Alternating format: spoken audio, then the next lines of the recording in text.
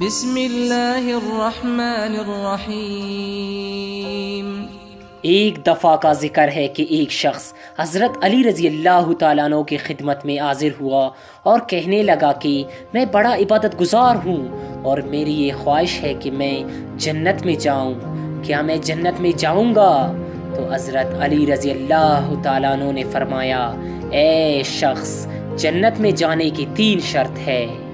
پہلا شرط کہ اس انسان کی سیرت نیک ہو، دوسرا شرط اس شخص کی نیت خالص ہو، وہ شخص کسی کے لیے برا نہ سوچے، کسی کی راہ میں رکاوٹ نہ بنے، اور تیسرا شرط اس انسان کا اخلاق اچھا ہو۔ اے شخص، یاد رکھنا، اللہ اس انسان کو پسند کرتا ہے اور اس انسان سے جنت کا وعدہ کرتا ہے جو اللہ کے مخلوق سے پیار کرتے ہیں اور اخلاق کو بہتر رکھتے ہیں۔